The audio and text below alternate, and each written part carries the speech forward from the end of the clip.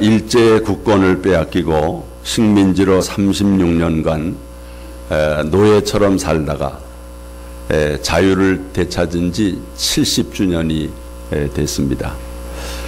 광복이란 빛을 회복한다, 그런 뜻입니다.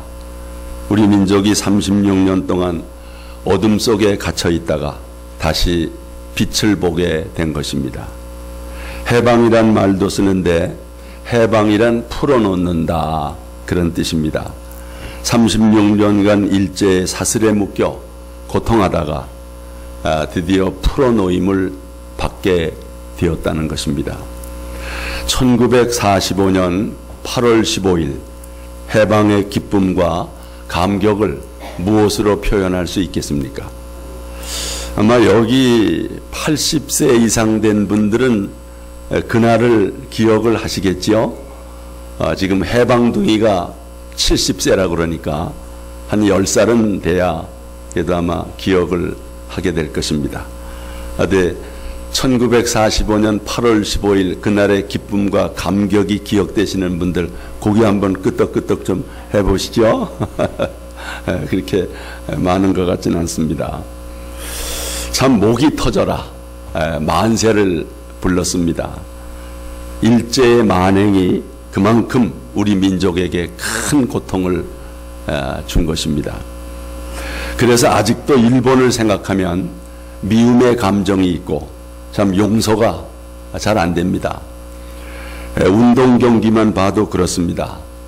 다른 나라에게 져도 일본만 이기면 우승한 것보다 더 기쁩니다. 일본에는 가위바위보도 지면 안 된다. 이것이 아마 우리의 정서가 아닐까. 세계 여러 나라 사람들이 함께 배를 타고 여행을 하다가 그만 배가 파손될 위기를 만나게 됐습니다. 급한 마음으로 선장이 이를 알렸습니다. 승객 여러분, 이 배는 파손될 위기에 있습니다.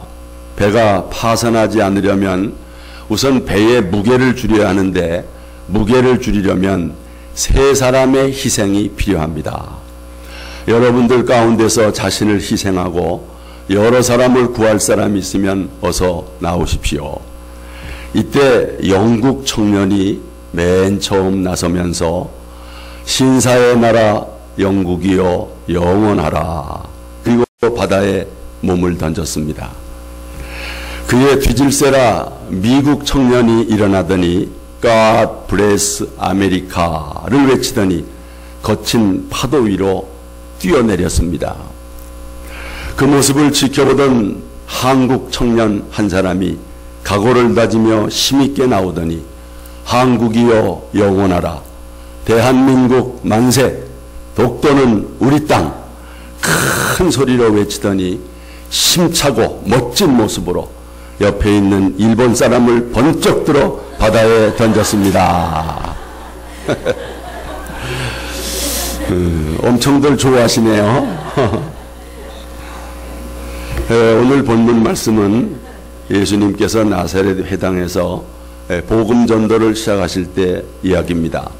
예수님은 고향 나사렛에 가셔서 늘 하시던 대로 회당에 들어가셔서 말씀을 전하셨습니다.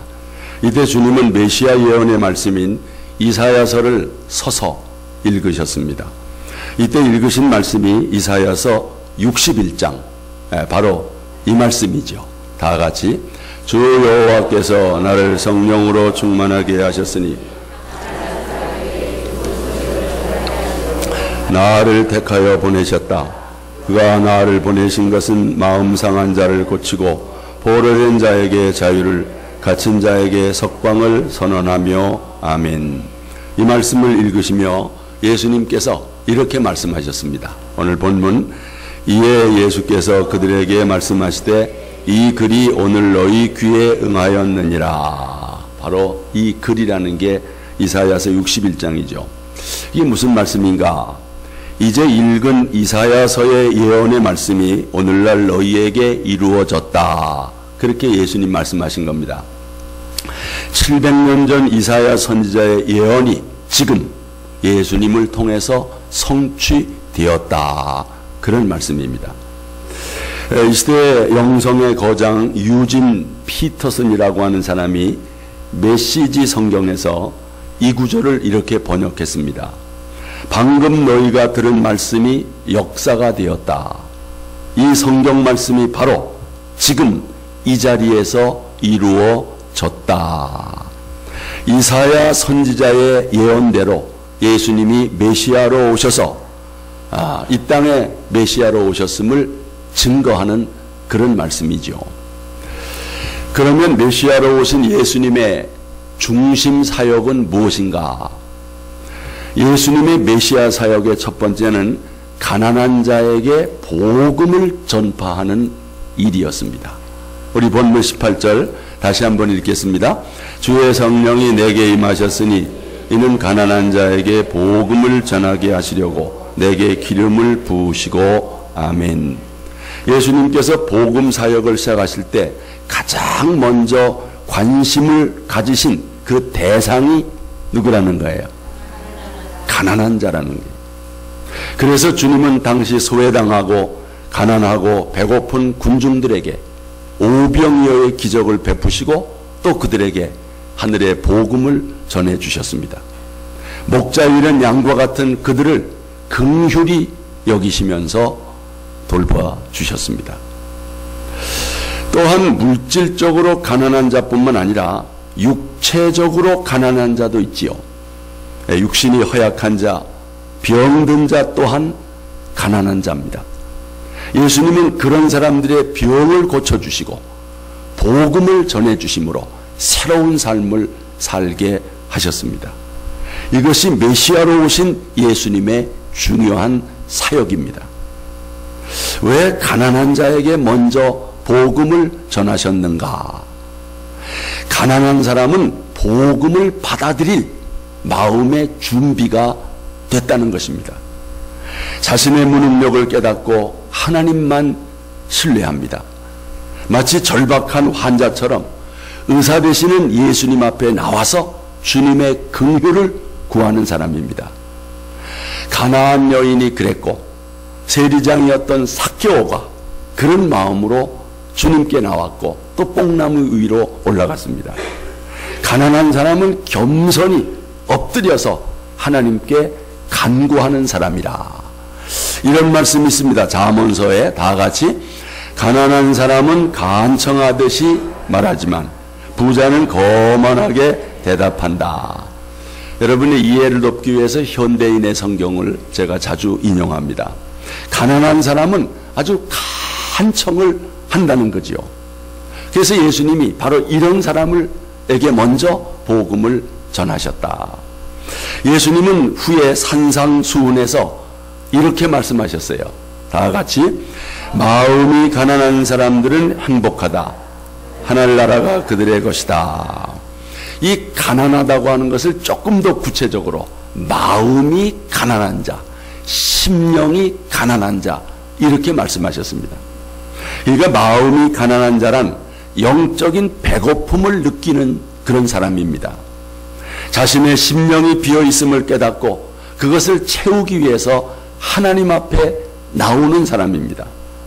예수님은 이런 가난한 자에게 복음을 들려주십니다. 문제는 오늘 이런 가난한 마음을 가진 사람이 누군가? 오늘의 교인 중에 정말 마음이 가난한 사람이 있는가? 라오디게 교인들처럼 배부르고 이 교만한 사람들이 오히려 더 많지 않은가? 여러분, 우리나라도 가난할 때, 참 배고프고 어려울 때 복음이 들어왔습니다. 그래서 많은 백성들이 그 복음을 믿고 구원을 받고 또 잘 살게 됐습니다. 그러나 오늘은 어떻습니까? 정말 등 따숩고 배부르니 이제 사모하는 마음이 없습니다. 라오디게아 교인처럼 신앙이 뜨뜨미지근한 신앙이 돼버리고 있어요. 라오디게아 교인들은 예수님을 쫓아냈어요. 그래서 예수님이 문 밖에 서서 문을 두드리고 있다고 말씀합니다. 여러분, 이게 예수님이 그 물질을 주시니까 물질을 우상으로 삼고 그 물질을 사랑하는 거예요. 이게 우상숭배지요. 이게 영적인 교만이지요. 여러분, 정말 우리는 마음이 가난한 사람, 겸손하게 주님의 은혜를 늘 사모하는 사람 되기를 원합니다. 주님이 그렇게 사모하는 영혼을 만족시키시고 또 더욱 풍성한 은혜를 주실 줄로 믿습니다. 우리가 환경이 아무리 좋아져도 잘 먹고 잘 살아도 늘 마음만큼은 가난한 자의 마음을 가지고 하나님의 은혜를 사모하는 그런 성도가 됩시다. 예수님의 메시아 사역, 두 번째 사역은 뭐냐? 포로된 자를 자유하게 하는 일. 이게 메시아가 오면 바로 이 일을 행한다고 이사야서에 예언되었고, 예수님이 그 예언의 성취자로 오셔서 그렇게 하셨다는 말씀입니다. 자, 우리 말씀 확인합니다. 내게 기름을 부으시고 나를 보내사 포로된 자에게 자유를 주신다. 여러분, 아담의 범죄 이후 인간은 누구나 죄의 포로된 채로 죄의 종으로 이 세상에 태어나는 것입니다. 다윗이 간음죄를 짓고 난 다음에 이렇게 고백을 했습니다. 우리 다 같이 말씀 봅니다. 나는 태어날 때부터 죄인이었으며 우리 어머니가 나를 뵌 순간부터 죄성을 지니고 있었습니다. 이런 고백입니다.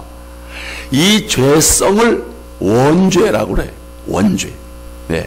여러분, 우리 사람이 죄를 지어서 죄인이 아니라 죄인이기 때문에, 죄인으로 태어나기 때문에 죄를 짓게 되는 거지요. 여러분, 어린 애기들 보십시오. 애기 때야 얼마나 맑고 정말 그 어린 애기들이 무슨 죄를 지을 것 같습니까?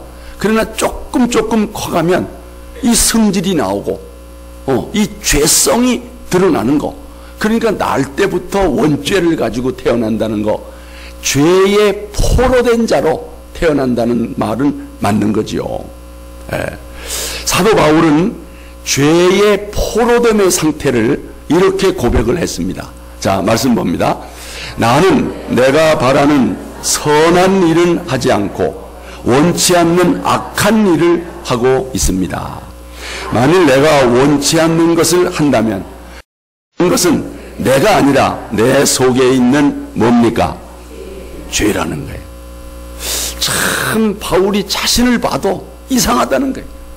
내가 해야 되는 일은 하지 않고 하지 말아야 되는 일들은 하게 되더라는 거.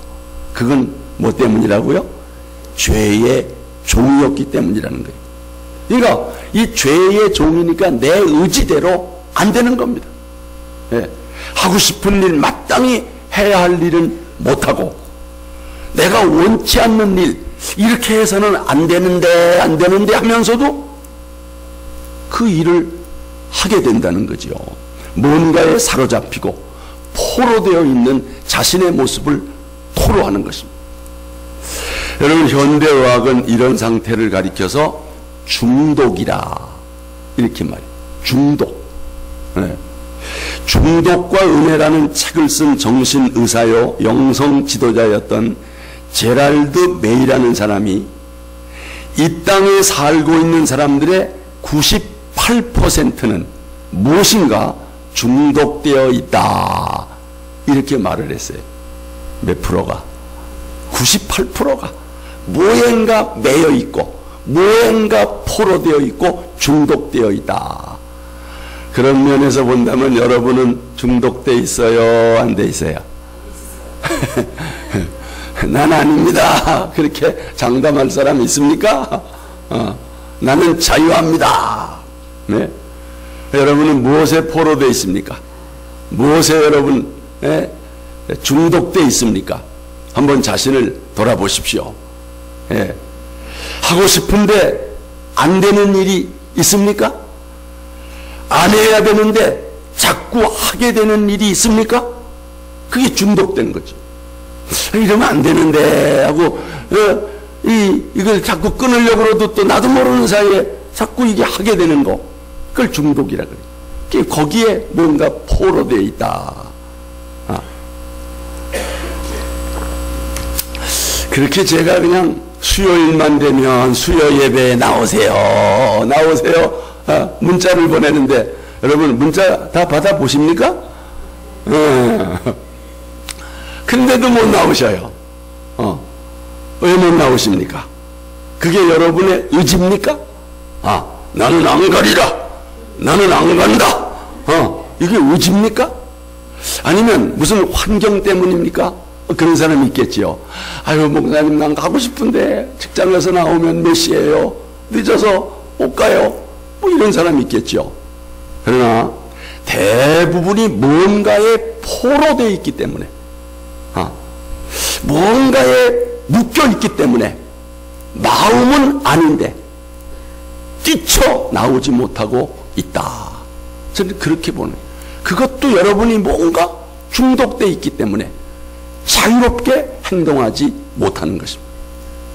여러분, 어떻든 인간은 여러 가지 모양으로 포로되어 있고 또 중독되어 있다. 그러면 어쩌면 좋은가? 바로 그것 때문에 예수님 오신 줄로 믿습니다. 예수님께서 하시는 일이 바로 죄와 옛사람의 습관의 포로에서 우리를 자유하게 하시기를 원하십니다. 예수님은 우리를 자유하게 하기 위해서, 자유인이 되게 하기 위해서, 예수님 말씀입니다. 다 같이 진리를 알지니 진리가 너희를 자유롭게 하리라. 진리가 누굽니까? 내가 곧 길이요 진리요. 예수님이 우리를 자유하게 합니다. 그 말씀 봅니다. 죄를 짓는 사람은 누구나 다 죄의 종이다. 그렇지요? 죄 짓는 사람은 죄의 종이라, 죄에 매여서 죄의 포로돼서 죄 짓는 거예요. 그 다음에 35절, 종은 주인의 집에서 영원히 머물러 있을 수 없지만 아들은 그 집에서 영원히 산다. 그러므로 아들이 너희에게 자유를 주면 너희는 진정으로 자유로운 사람이 될 것이다. 아멘. 진리이신 예수 안에서 참 자유를 누리시기를 바랍니다. 참 자유인이 되시기를 바랍니다. 여러분, 우리가 자유인이 되지 못한다면 뭐예요? 노예지요. 종이지요. 뭔가의 노예입니다. 여러분, 노예처럼 산다는 것이 얼마나 비참한 일인가를 아십니까? 가끔 TV에 그 포로들의 모습 같은 거 보면 얼마나 비참합니까? 그 포로들에게 무슨 희망이 있습니까? 참 불쌍한 게 포로지요. 여러분, 우리가 과거의 죄와 사탄의 포로였던 우리를 예수님께서 자유케 해주심을 믿습니다. 얼마나 감사합니까? 죄의 포로라야 죄 짓고 살다가 죄값으로 주고 심판받는 것밖에 뭐 있습니까? 근데 예수님이 우리를 자유하게 해 주셨다는 것. 여러분, 우리가 이렇게 자유를 누리고 산다는 거 얼마나 감사한 일입니까? 저는 이렇게 텔레비전을 이렇게 보면서 특히 6시 내 고향 같은 거를 이렇게 보면 농촌도 나오고 산골도 나오고 어촌도 나오고요. 근데 뭐 그렇게 잘 사는 분들이 아니에요. 아주 서민들. 그런데도 가족들이 오손도손 앉아서 밥을 나누면서 사는 모습을 보면 감사하다. 우리나라는 너무 좋다. 왜? 그들에게 자유가 있으니까. 그냥 자유롭게 먹고 일하고 자고 이 자유가 있다는 것이 얼마나 감사합니까? 여러분. 근데 사실 그동안 우리가 이 일제의 억압을 받고 있을 때는 자유가 없었잖아요. 이 식민지로 살할 때는 여러분 얼마나 그때 참 고통스러웠겠어요. 그걸 보면서 생각이 나는 사람이 북한 동포들이 생각나는 거예요. 이야, 북한 동포들은 저런 자유를 누리지 못하고 있으니 얼마나 힘들까. 이런 안타까운 마음을 갖게 되는 거죠. 우리나라가 광복을 맞았지만 미안의 광복을 맞았다 그래요. 완전한 광복이 아닙니다. 민족의 분단이 여전합니다. 여러분, 지금 북한 동포들은 자유를 누리지 못하고 노예처럼 살고 있습니다. 뭐 말을 마음대로 합니까? 이사를 마음대로 다닙니까? 친척집을 마음대로 갑니까? 뭐 예배를 마음대로 드립니까? 찬송을 마음대로 합니까? 예배드리는 사람도 다 지하 구석에 숨어서 숨을 죽이고 예배를 드리니 얼마나 답답하겠습니까? 이런 걸 생각하면 너무 안타깝고 정말 하나님 앞에 기도하기를, 주여 이 민족의 분단을 치료해 주시옵소서. 어서 저 북한 땅에도 자유를 허락하여 주옵소서. 우리가 기도해야 될 것입니다. 여러분, 하나님은 우리가 진정한 자유를 누리시기를 원하십니다. 하나님은 자신의 백성들이 노예나 종으로 살지 않고 아들이 되기를 원하십니다. 하나님은 인간을 처음부터 자유인으로 창조하셨습니다. 처음 사람인 아담과 하와에게 자유의지를 주신 거예요. 그러니까 선악과를 따먹지 말아라. 그러나 그건 자유의지야. 네가 따먹든지 말든지. 그러니까 선악과를 범한 것은 자유를 가지고 죄를 진 겁니다. 그만큼 하나님이 자유를 주신 거예요. 그런데 사탄의 유혹에 빠져 자유를 잃어버리고 죄의 포로가 된 것입니다. 그런 우리에게 자유를 찾아주신 우리 하나님 감사 찬양합니다. 예수님께서 대속의 십자가를 지심으로 우리를 죄와 율법에서 해방시켜 주셨습니다. 이제는 굳세게 서서 다시는 죄의 종 노릇하지 않기를 바랍니다. 바로 이 말씀이죠. 다 같이 그리스도께서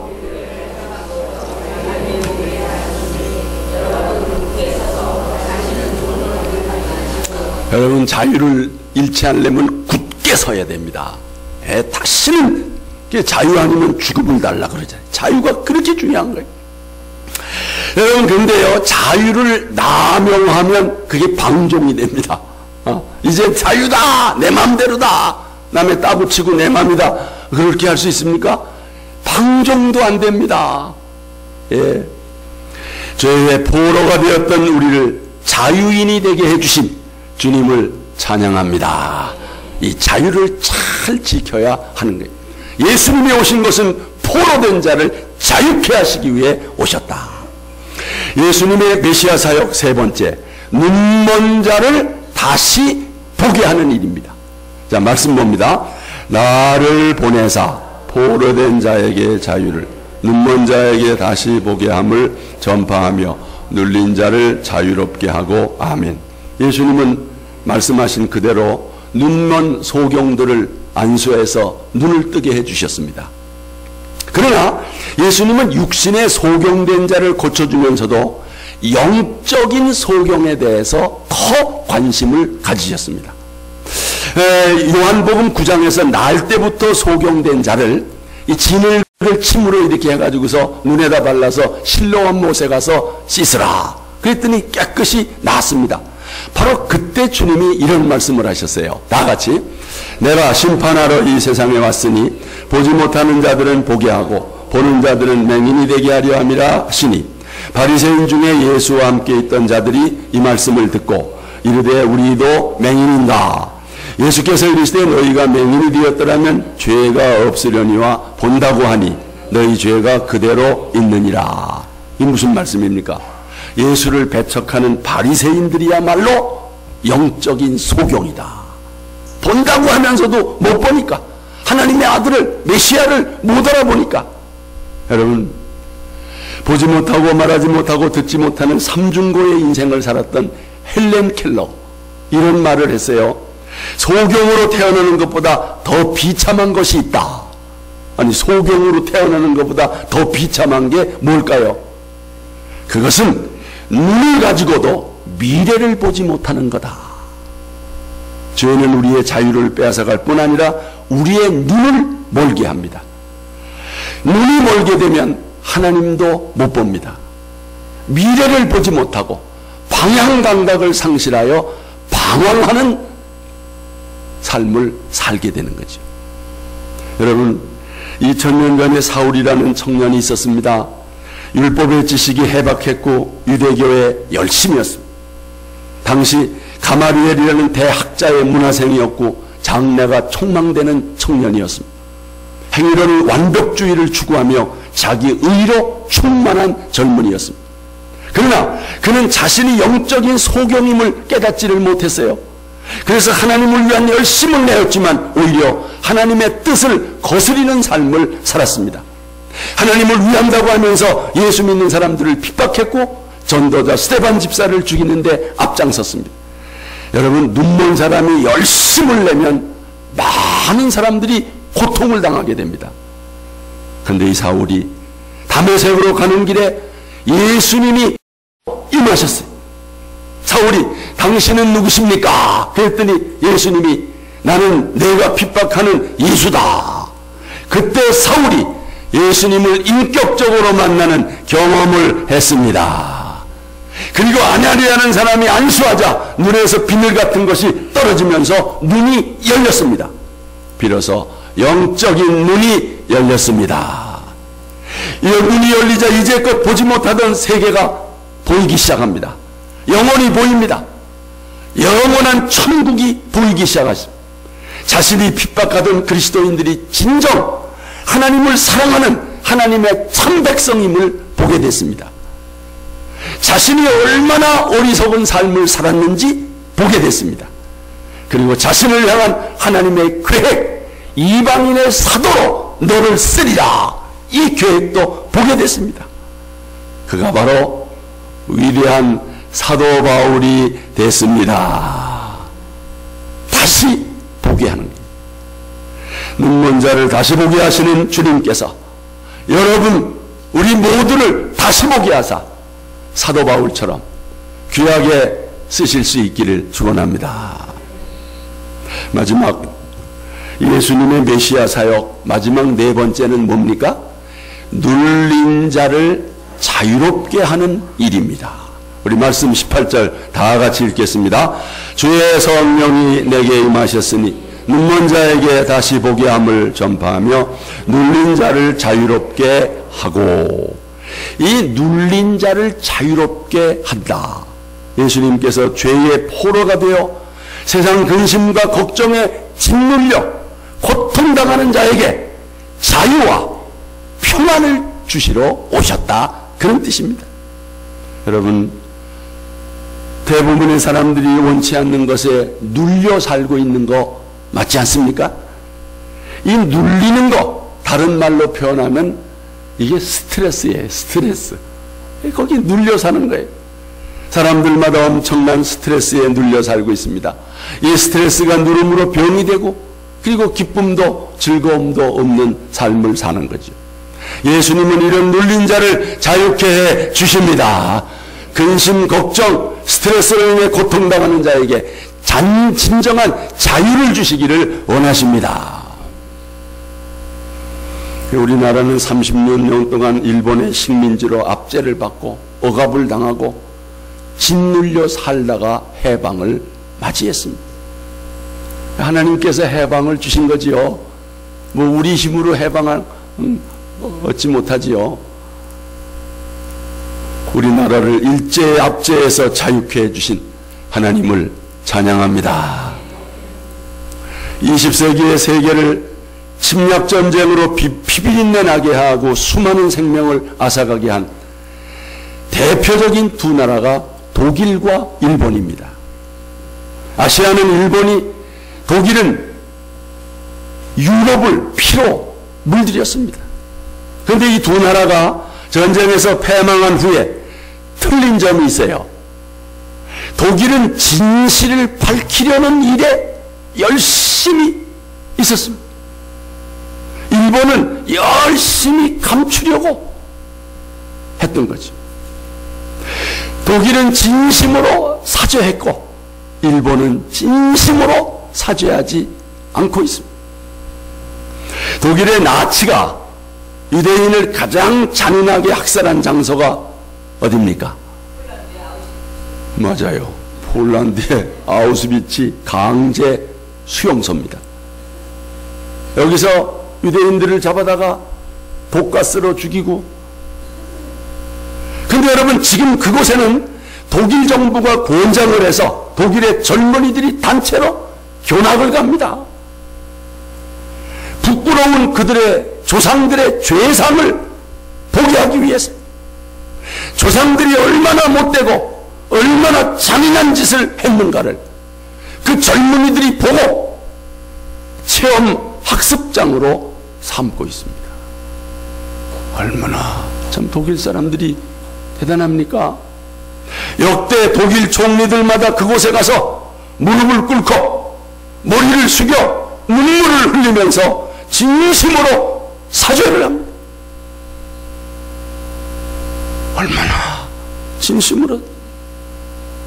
이렇게 독일은 자신들의 부끄러운 역사를 인정했고 그 같은 부끄러운 일들을 다시 하지 않기 위해서 최선을 다하는 것입니다. 독일은 나치 전범들, 이 나치, 이 히틀러, 이들이 정권을 잡고 그런 못된 짓을 했잖아요. 이 나치 전범들의 공소시효는 없다. 그리고 지금까지도 추적을 해서 이 전범들을 잡아들이고 벌을 주고 있습니다. 그런데 일본은 일본 전범들 그 뭐예요 거기? 거기에 늘 가서 참배하고, 독일은 지금까지 피해 보상만 80조 원을 줬고 유대인 600만 명 개별 보상을 다 했고 유대인 고령 생존자에게 요양비로 1조 원을 배상했고 어떻든 누구든지 필요한 것에 주고 또 주고, 그런들 그들이 했던 그 악한 짓을 어떻게 보상이 됩니까? 그래도 할 수 있는 한은 다 하는 거예요. 이게 피해를 준 사람에게 정말 진실하게 사과하는 거 아닙니까? 그런데 일본은 어떻습니까? 일본이 이렇게 사과를 했습니까? 그런데 무슨 대통령 동생이라는 여자는 사과 그만 요구해야 한다. 언제 뭐 사과나 했습니까? 히로시마에 원자 폭탄이 떨어졌을 때 천황이 고개를 숙이고 살려달라고 사죄하더니 이제 사할만 하니까 역사를 왜곡하고 교과서를 바꾸고 이제 독도까지 자기 땅이라고 우기니, 이런 파렴치한 나라가 어디 있습니까? 최근 이 아베 정권, 이 사람은 얼굴만 봐도 아주 독선과 아집이 있고 우경화 정책을 쓰면서 강한 나라를 만든다는 구실로 헌법을 고치고 이제 전쟁할 수 있는 나라로 만들겠다. 그래서 일본 제국주의 침략 근성을 지금 드러내고 있습니다. 이 아베 총리는 위안부가 일본군의 강제 연행이었음을 인정한, 그리고 사과했던 고노다마, 무라야마 다마를 뒤집는 이런 짓을 하고 있어요. 그러니까 자기 선배 총리들이 사과했으면 그대로 사과의 논조로 나가면 누가 뭐랍니까? 그걸 뒤집으니까 문제지. 일본은 과거 부끄러운 역사를 직시하고 진심으로 사과하는 용기가 없는 나라예요. 상처받은 사람들이 더 이상 사과가 필요 없다, 이제 우리 화해하자 말할 때까지 사죄하는 마음을 갖고 있지 못한 것입니다. 이제 위안부 할머니들 몇 명 남지 않은 분들이 그렇게 사과를 요구하고 그리고 배상을 요구하는데도 꿈쩍도 안 하고 있습니다. 여러분, 하지만 일본 국민이 다 그런 것도 아니에요. 뜻있는 지성인들은 역사를 역행하는 이 아베 총리를 규탄하고 있습니다. 지난 며칠 전에 서대문 형무소 역사관을 방문한 하토야마 전 일본 총리, 그 추모비 앞에 무릎을 꿇고 헌화를 하면서 용서를 비는 이런 총리도 있고 이런 사람들도 많이 있습니다. 여러분,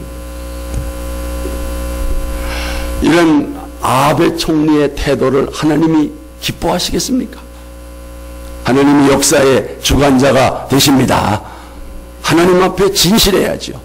하나님 앞에 바른 태도를 가져야지. 그래야 하나님이 축복하시죠. 광복 70주년을 맞이하여 메시아로 오신 구주 예수님께서 주시는 그 자유와 해방과 광복을 우리나라, 우리 민족, 특히 저 북한 동포들에게 주님의 진정한 자유가 임할 수 있기를 소원합니다. 우리 함께 찬양합시다.